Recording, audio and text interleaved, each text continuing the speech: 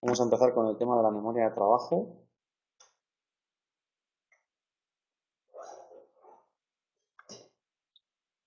Vamos a ver, en principio, ¿no? Pues la conexión que había entre la definición de memoria de trabajo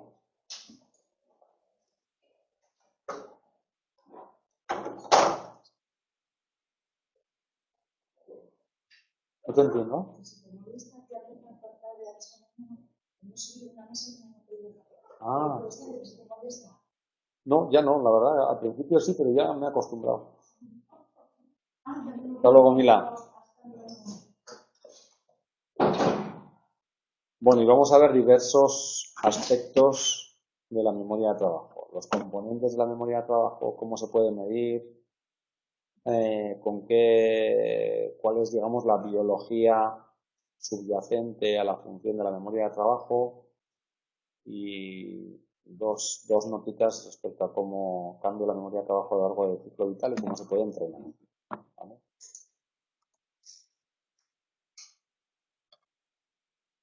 Bueno, el concepto de memoria de trabajo es un concepto, digamos, que nace del concepto de memoria a corto plazo.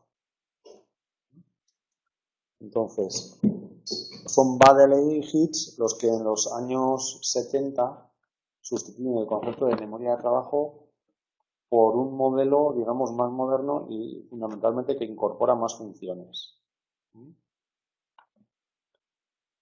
Y incorpora fundamentalmente estas funciones de procesamiento y actualización. Te voy a poner ¿se entiende? Sí. Que procesa y actualiza la información durante un tiempo limitado, ¿no? Anteriormente el concepto de memoria a corto plazo es un concepto de un sistema de memoria que durante unos instantes puede mantener la información. Lo que añade la redefinición de memoria de trabajo es este sistema que procesa y actualiza la información, ¿no? Y que es se trata de funciones de procesamiento que son muy importantes en procesos cognitivos complejos. Cuando estamos afrontando, por ejemplo, una resolución de problemas que son complejos, aunque pueden ser muy cotidianos, ¿no? Pensemos, por ejemplo, que sé, en un día que te vas a comprar pantalones. Claro, es una tarea cotidiana, pero visitas 3 tiendas y hay un pantalón que has visto en cada tienda que te gusta, pero hay un pantalón que es vaquero, otro que es vaquero azul, otro que es vaquero verde y otro que es vaquero negro, ¿no? Y cada uno de los 3 tiene diferente color. Tiene diferente color, si lo acabo de decir, tiene diferente precio, tienen diferente horma, ¿no? Hay uno que te queda mejor en los muslos, otro que te aprieta más el culo, otro que lo que sea, y tienes que además combinarlo con qué tal te combina con los calzados que tienes en casa, ¿no? Y para tomar una decisión estás manejando toda esa información, ¿no? En algún momento de manera dinámica, ¿no? ¿Vale? Luego estás procesando, estás actualizando la información, ¿no? Para tomar pues, decisiones que son complejas, son más complejas que lavarte los dientes a la mañana. Bueno, ya vemos que esta definición de memoria de trabajo se contempla como un sistema de memoria que fundamentalmente actualiza, ¿no? La información para resolver un problema. Y se ha visto, como veremos un poquito más adelante, que tiene mucha relación con la activación de las cortezas prefrontales y áreas de asociación posterior.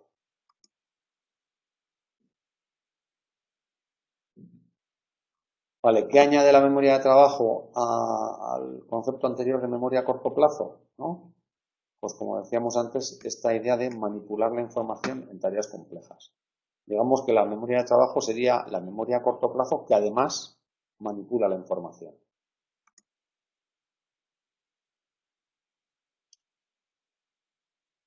Vale. ¿Cómo se empezó a plantear estas ideas sobre la memoria de trabajo? Pues Baddeley y Hitch lo hicieron a través de proponer a los sujetos trabajar con varias tareas simultáneamente, ¿no?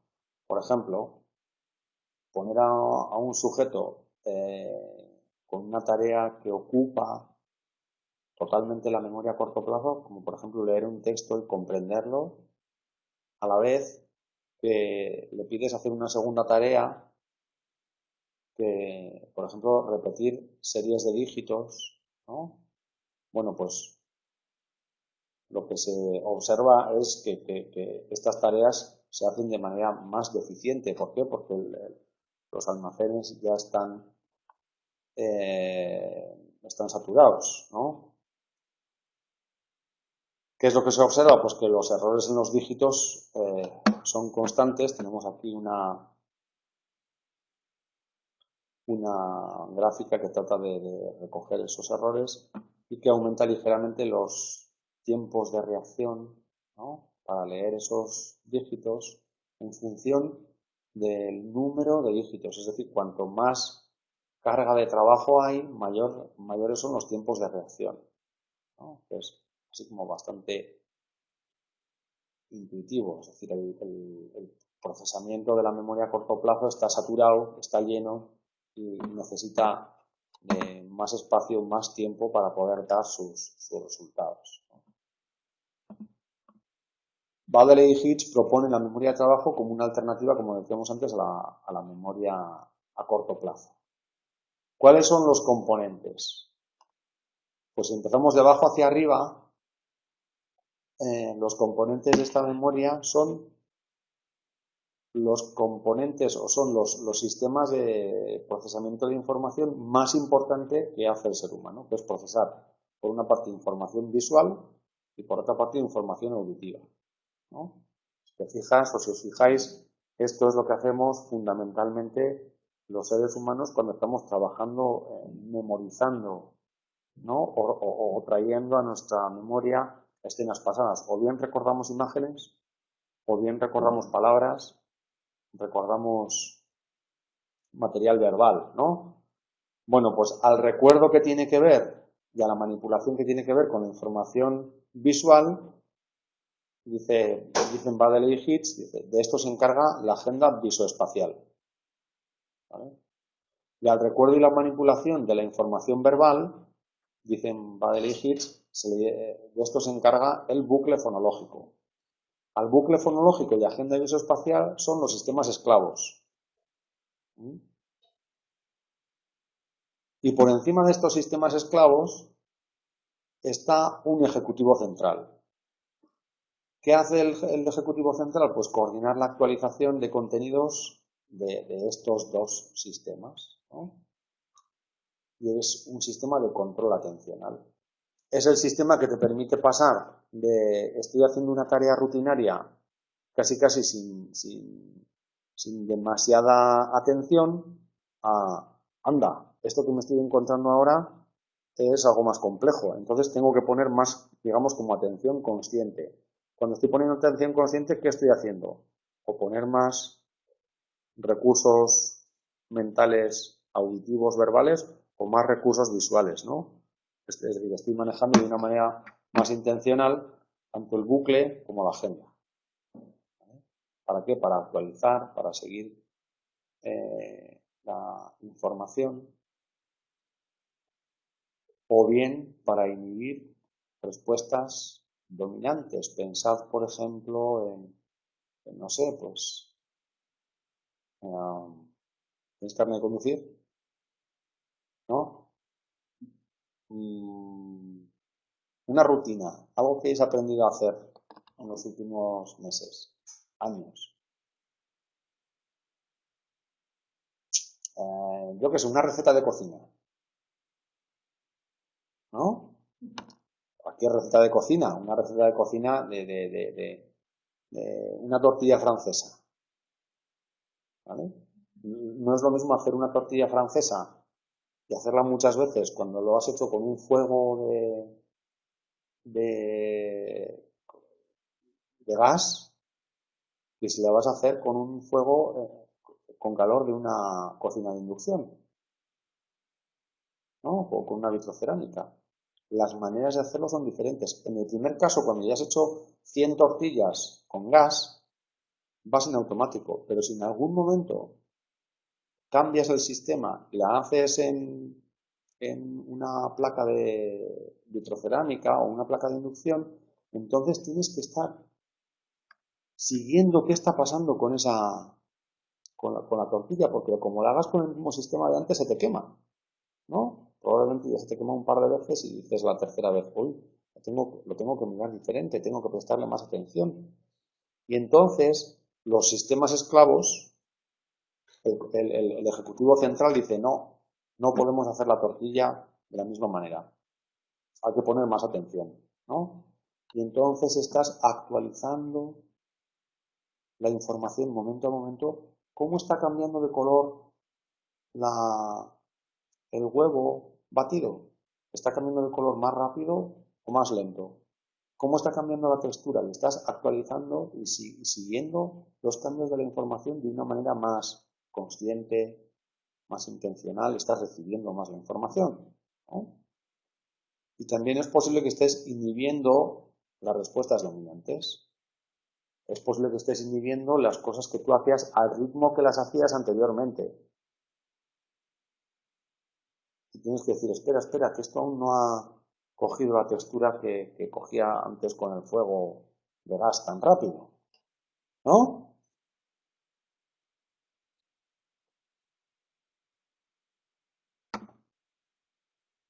Las recetas de cocina dan mucho juego para hablar de solución de problemas. Bueno, y en la última actualización de la memoria de trabajo,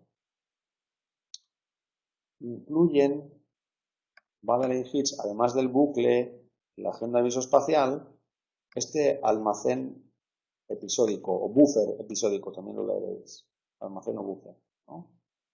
¿De qué se encarga este almacén episódico? Pues de conectar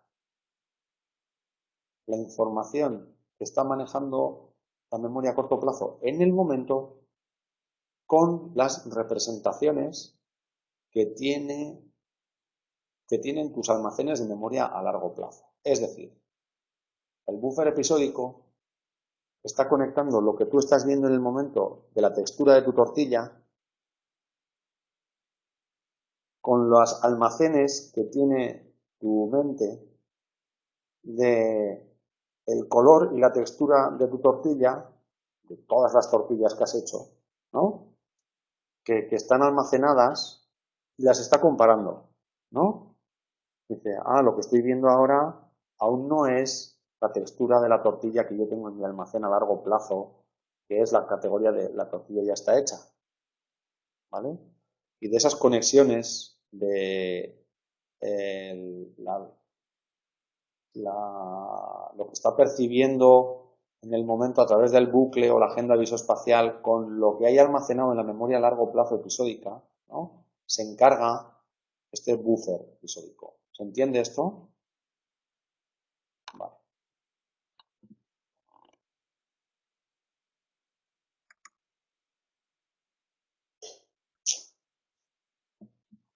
Bueno, hay claramente también una parte de la memoria de trabajo que maneja principalmente, como decíamos antes, la agenda, maneja información visoespacial.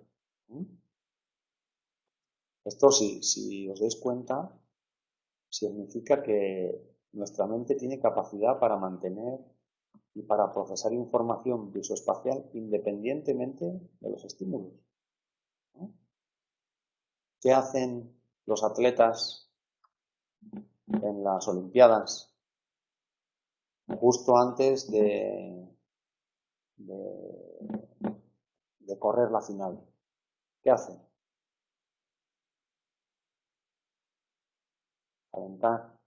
¿No les veis que suelen comentar los comentaristas? Dicen, miren cómo está haciendo sus ejercicios de visualización, ¿no? Se están visualizando ellos a sí mismos o ellas a sí mismas haciendo el mejor ejercicio que son capaces de hacer, ¿no? Pues tirando la jabalina, incluso pues, ¿no? Como que remedan un poquito la gestualidad sin llegar a hacerlo del todo, ¿no? O están ensayando y a la vez y están representando en su mente a través de la agenda visoespacial, ¿no? Cómo es ese ejercicio perfecto, ¿no? ¿Sí? Vale.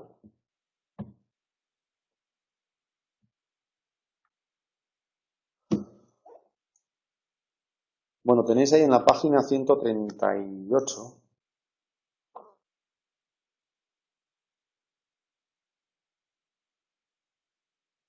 Sí, estoy en lo cierto. Vale. ¿Cómo se puede valorar el rendimiento de la agenda visoespacial? ¿No? Por ejemplo, a través de combinar dos tareas, una tarea con trabajo áptico, táctil, de reconocimiento de objetos, ¿no? Combinándola con tareas visuales. Bueno, le echáis un vistazo al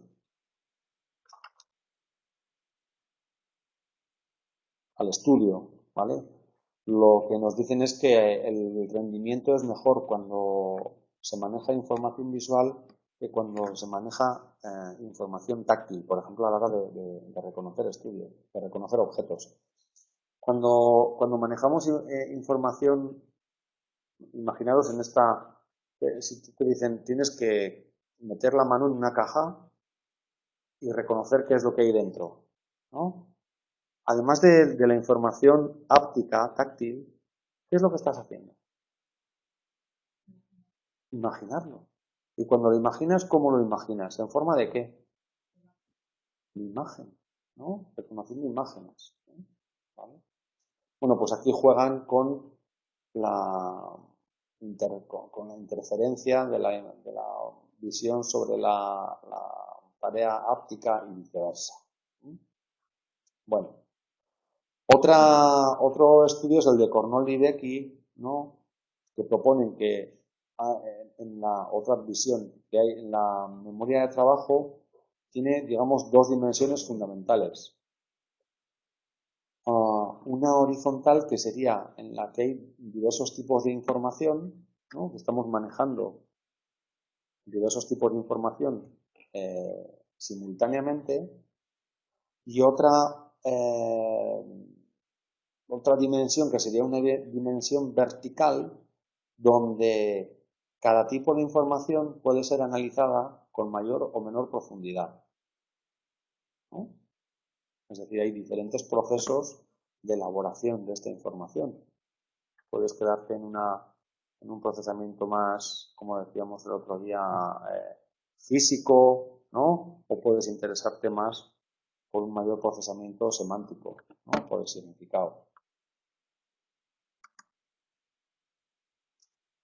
Bueno, hablábamos antes del buffer episódico, ¿eh? Pues recordamos que este buffer es una unidad de almacenamiento temporal que está conectada con la agenda, que conecta, ¿no? La agenda, el bucle, la memoria a largo plazo y el ejecutivo central, ¿no? Y contiene agrupaciones multidimensionales de la información. Probablemente el bucle está comparando el estado actual de la tortilla a través de registros visuales y también a través de registros olfatorios, ¿no? Es decir, esto ya huele bien, ¿no? Y lo está haciendo multidimensionalmente, no solamente manejando registros visuales, ¿vale? Y también con el funcionamiento de este buffer, ¿no? Nos permite explicar el mejor rendimiento de la memoria cuando usamos agrupamientos o chunking. ¿no? Los agrupamientos son resúmenes que puede hacer la memoria para ayudarnos a mejorar el rendimiento en el recuerdo, ¿no? Esto lo solemos hacer cuando tienes que aprender un listado de características de algo y entonces le sacas las iniciales del listado. ¿Has hecho esto alguna vez? Sacar las iniciales del listado y componer con las iniciales una palabra, ¿no? Cuando te tienes que aprender muchos dígitos, dices, ay, esto se parece a, ¿no?, a algo que tú ya tienes en tu memoria a largo plazo. Parece un número de teléfono porque es como el número de teléfono de no sé quién, ¿no? Bueno, pues estos son agrupamientos, ¿no?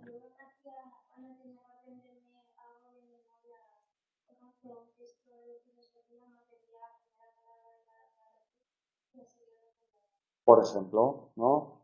Y luego no te hacías una cancioncilla con las primeras palabras de cada párrafo. Por ejemplo, mira, esta mañana me han propuesto, me han sacado este mismo ejemplo, ¿no? Con la tabla de los elementos, ¿no? Sí.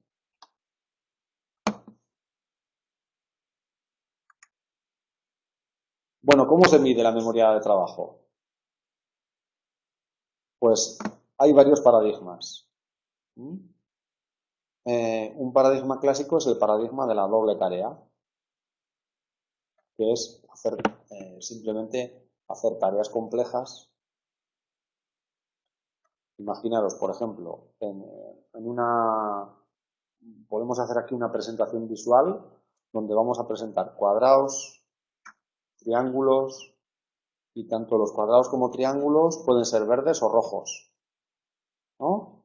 Ahí estamos combinando dos tipos de información. ¿Cuál sería?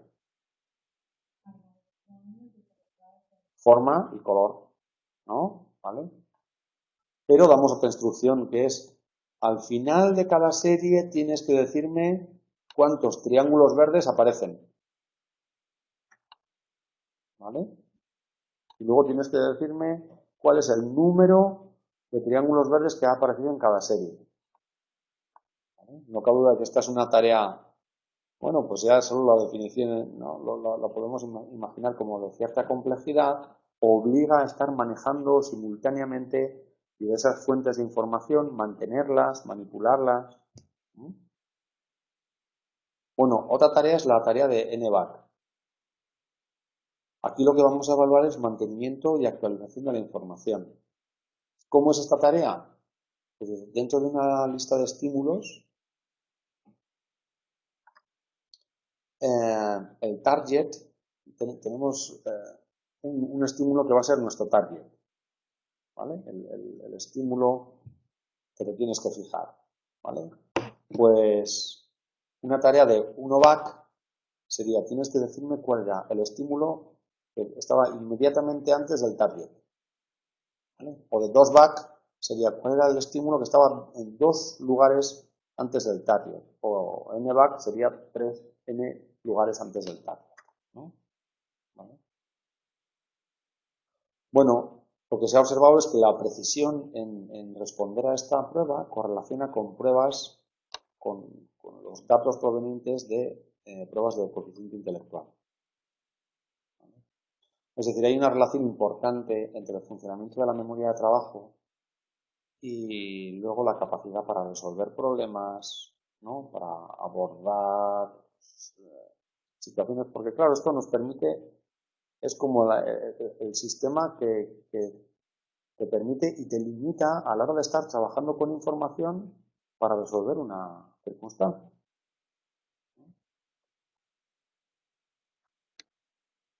De hecho, pensadlo un poco. Cuando decimos que alguien es que no piensa sobre las cosas, ¿no?, nos referimos a alguien que se queda solamente con un elemento de una situación y en base solamente a ese elemento ya toma la decisión. Cuando decimos que alguien tiene como una mente más serena, más capacidad de tomar decisiones, ¿no?, una mente más abierta, una mente más reflexiva, es más inteligente, cuando es capaz de valorar un elemento y 2, y 3, y 4, y 5 dimensiones de la misma situación, ¿no? Y puede hacer calibraciones con todas esas dimensiones y hacer un juicio más enriquecido porque está manejando más circunstancias, ¿no?, de la misma situación. Vale. Hay tareas también de coordinación y transformación, ¿no?, donde lo que se valora más es la manipulación de la información. Tenéis ahí en la página 142, por ejemplo, las típicas tareas de repetición de dígitos en orden inverso, que lo hicimos el otro día, ¿no? Y yo te digo 2, 4, ¿tú qué me dices? 4, 2, ¿no? Esto significa que tienes que manipular la información, ¿no?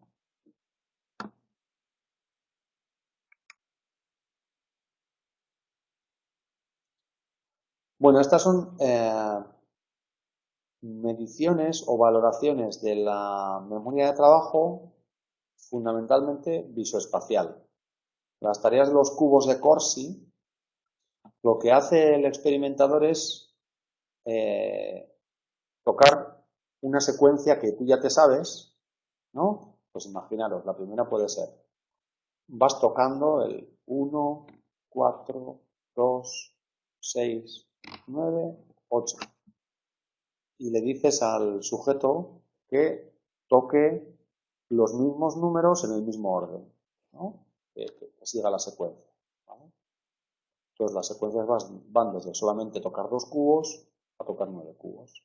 Es un poquito como el recuerdo, ¿no?, que hacemos más valorando las tareas verbales con los dígitos, lo que acabas de hacer ahora, y entonces lo hacemos tanto de manera directa como de manera inversa también, ¿no? Yo puedo tocar el 1, 4, 3 y pedirte a ti que lo hagas de manera inversa y tendrías que tocar 3, 4, 1. ¿Sí? Bueno, otra tarea son las tareas de puzzles, ¿no?, que implican la reconstrucción mental de dibujos a partir de piezas fragmentadas. Tenéis ahí en la página 144 cómo, pues en la parte de arriba, no sé si tenéis el libro ahí, ¿vale?, están las piezas del puzzle y habría que, en la parte de abajo, pues ordenarlas para que formen una imagen con sentido, ¿no? ¿Vale? Aquí, claro, pues se puede valorar la complejidad en el sentido del número de fichas, ¿no? Cuál es la carga de memoria, cuál es la cantidad de información visual que hay en cada ficha, ¿no? Y otro elemento importante es la rotación mental, ¿no? Si la ficha está puesta, digamos, en su rotación correcta o la hemos invertido, o en qué grado la hemos invertido, etc. Vale, de esta prueba se ha planteado que tiene una mayor validez ecológica, ¿no?, porque trabaja con elementos que pueden ser como parecidos a los de la vida cotidiana y además detecta diferencias individuales, es sensible a las diferencias entre diferentes sujetos. Bueno, ¿cuál es la neuropsicología de la memoria de trabajo? Bueno, casi tal y como lo estamos definiendo, ¿no? Y dada esta capacidad de manipulación, de afrontamiento de situaciones más complejas, ya la propia definición nos tiene que hacer pensar que estamos hablando de regiones más bien frontales. En concreto, se ha observado que pacientes que tienen lesiones dentro de este área del cerebro, de las regiones prefrontales, pues tienen más dificultad en tareas de manipulación de la información. Y parece que esta región, la región prefrontal ventrolateral, está implicada de una manera particular.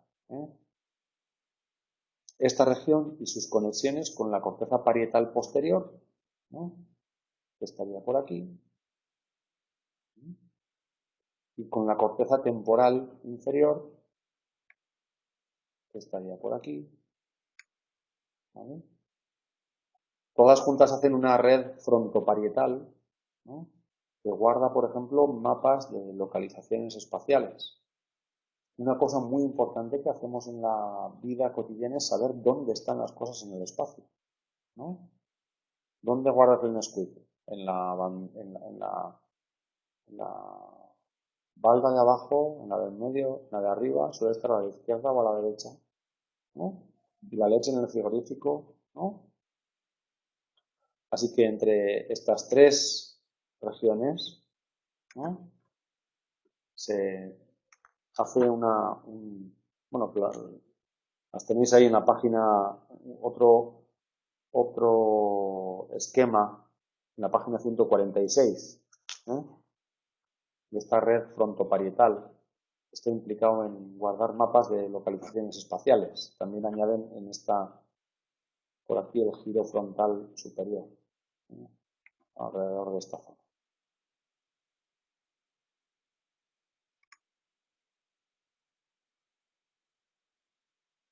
Bueno, ya hemos visto entonces que la memoria de trabajo es un sistema muy importante para tomar decisiones complejas o con múltiples alternativas. Lo que veíamos antes de los pantalones, cuando te vas a comprar los pantalones, ¿no? Vale. Bueno, lo que se ha observado es que la capacidad de manejo de memoria de información en esta memoria de trabajo aumenta hasta los 40, 50 años y después ya empieza a descender. Tenéis ahí una gráfica en la página 148 donde se resumen, ¿no?, hallazgos empíricos hechos, ¿no?, con personas de diferentes edades.